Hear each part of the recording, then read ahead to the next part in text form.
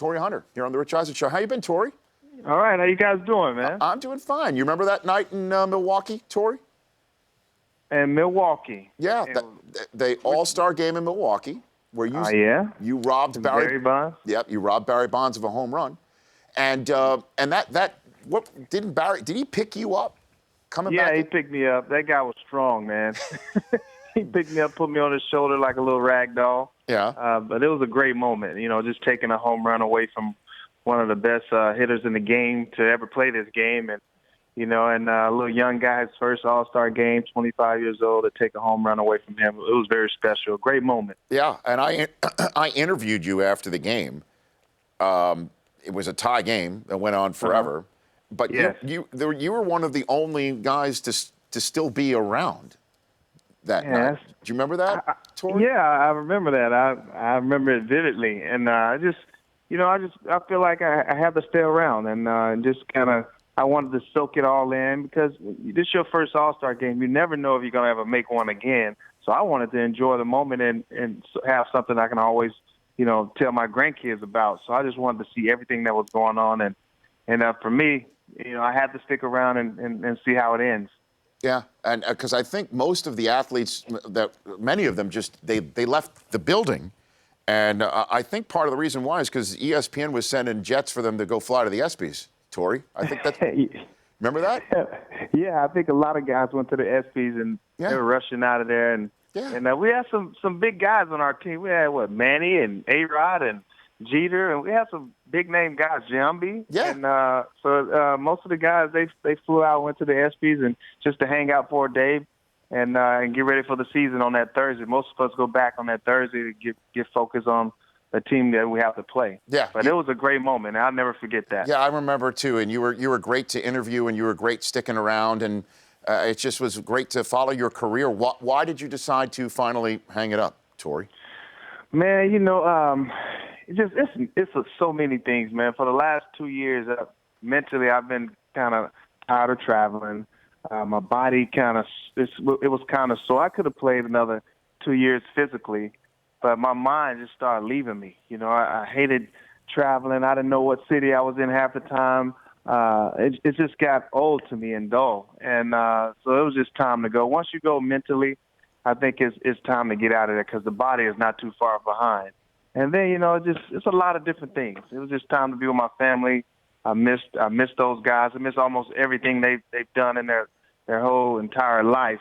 And so just to come back and support them in college. One's at Notre Dame, Torii Jr., another's at Arkansas State. He's a safety there. So I'm flying back and forth just to hang out with those guys on game day. And I tailgated for the first time 2 weeks ago in Philadelphia against Tempe. Yeah. I had so much fun. And I didn't know you can drink alcohol that much. It was awesome. Yeah, Torii, welcome to the world of being a fan. Oh, man, it was so much fun. I mean, we were playing little games and had great conversation. We were laughing, and there was so much food that I had to run off for about a week. But it was a lot of fun. Yeah, it's interesting because we have noticed your son and how he's playing with Notre Dame, and they're ranked 4th right now. They're in the college playoff. And it's interesting, Torii, that next week your son's playing in Fenway Park just like you. How about that, man? They get to play Boston College in Fenway. We'll be there. You'll go. Yeah, we'll go there, and I told them to watch out for that right field wall. It's pretty scary, man. You know what? In 2005, David Ortiz hits the ball, right, and that little corner in center field. I jump up and try to rob it and broke my ankle. It's just in that corner. No kidding. And then, No kidding.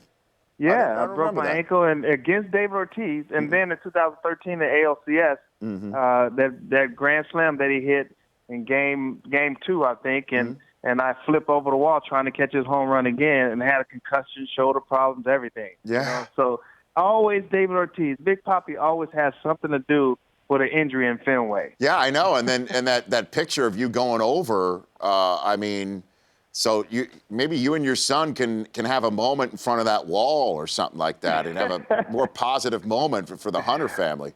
Well, it was a good hustle play. A lot of people say, oh, he missed the ball. No, that was a line drive bullet over the wall, and I just made it closer than what normal people make it. How about that?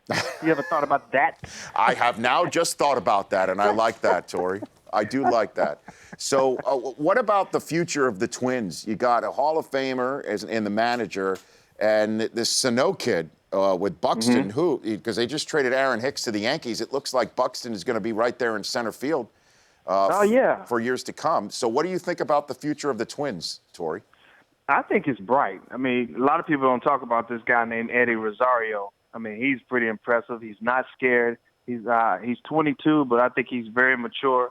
So, no, you got to give him a little leeway. Everybody wants him to be the Miguel Cabrera right now. He can't. Miguel Cabrera had to put in some work to become the Triple Crown winner he is today. And so Miguel Sano has to, he has to take his lumps first. And once he takes his lumps and he learns from his failures, which is very good to fail sometime and learn from it, and you'll see how strong he is, and he's going to do some damage. But I think the Twins' future is very bright with the Hall of Fame manager, with Paul Mahler at the helm, and he's going to show those guys the rope and give them all the inside information that a lot of people don't really see that he has. This guy is so intelligent. I had him as a player and a manager, a teammate and a manager, and he's imparted in my career as well. So the future is bright for those guys. So now 19 years in the league, if you could change something, if you could wave your wand and become commissioner for a day and improve the game or get something out of it that you never really liked, what would it be, Torii Hunter?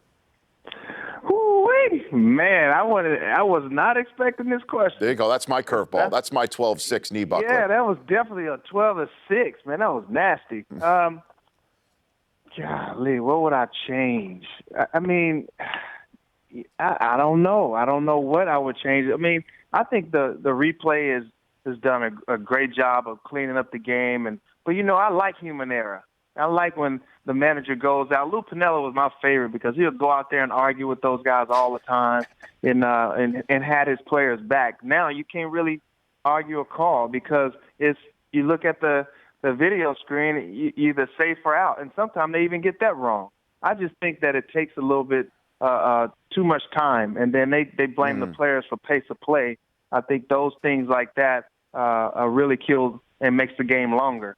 So if I could clean up the game, I would clean that up and make it the replay a little quicker. So I also know this because I work with the man. He told me that you were next door neighbors, Deion Sanders. Is that a true story, Torii? Yes, it definitely is a true story. Well, he just recently moved this year and down to DeSoto, which is 35 minutes away from me. But for years, the reason why I'm in Prosper, Texas is because of that guy. He drove me around. We were looking at pieces of land, and I found a piece of land, and he said, "Oh, it's beautiful. You can." Man, I said, "It's not beautiful. It has a trailer on it. It had an old barbecue grill, a car from 1920 buried in the bottom of it." I'm like, "This is a terrible piece of land." And the architect just made it a beautiful piece of property, and Deion actually helped me, save some money, cut corners, and different things like that, make it look good in the formal area, but be a little cheaper everywhere else where nobody sees. Did you ever think of playing football like your sons are doing right now, Torii? You know what? Football was everything to me. That was number one sport for me, and I played it all the way, to my senior year. And next thing you know, I hear, "Hey, you're going to get drafted, possibly the top 10 picks in the first round." I'm like, "What? In baseball?" And I couldn't believe it. But football was everything to me. I wanted to go to play for the Razorbacks, to play football and maybe some baseball. And but number one sport was football for me, and I had to learn the game of baseball. That's why it took me 4 or 5 years to get to the big league. And that's why my boys are playing. Well, I think they took my joy. It's worked out, though. I mean, that worked out. Plus, I know this. Walking around, Marshall Faulk was just on in the first hour, walking around the house that Deion just sold. When we walked into Deion's closet, and we walked in and then made a right turn in the closet and saw shoes in his suits as far as the eye can see, Marshall mutters under his breath, "This is baseball money," is what Marshall said. That's what he said. That's what he said. Yeah. This is baseball. You play a long time. I played 19 years, and I've been blessed to keep my health and perform and use God's talent like I was supposed to, and made a couple dollars, and I saved a couple dollars. And you look at Deion, man. I tell you about that closet. It's 4,000 square feet. Has 2 levels. All his suits has a light shining on it with the sound of like it's going to heaven. I mean, his closet is unbelievable. Yeah, and the ceiling of the first floor, that's the floor of the second floor, is glass, so you could see through it and match the shoes to the suit underneath. I was like, this is like the sweetest house I ever seen. And you would never see that part of it. You probably seen his TV shows and different things like that, but he didn't show you that intimate space. His house was beautiful. Yeah. And it was unbelievable. That's baseball. But he saved me a lot. Well, look, Torii, when you hung him up, I said I want to talk to him because it's been a long time. You were one of my favorites to watch play. Appreciate it. Oh, for sure. And cover. Stuart and I love doing your highlights together back in the day when you were just getting started out in Minnesota. And where you finished, too, was pretty neat to see. So congratulations on that. And if you're ever in the L.A. area, I'd love to have you in studio. Yeah, thank you, man. Rich, I want to say thank you for, always supporting me, having my back, and all the fans out there in L.A. I love you. I'm going to miss you, but I'm still going to be around the game, just not on the field. So thank you for all your support, fans, and I've had a blast out there in L.A. when I played with the Angels, and just the fans, the people out there has been great to me. So thank you for everything. You bet. God bless. The show is on the Angel radio station, so they just all heard you, Torii. Yes, sir. All right. That's what I wanted. That's my favorite. All right, guys. Take care, Torii. You got it. That's Torii Hunter, 48, one and only. The Rich Eisen Show, weekdays at noon Eastern. On Audience.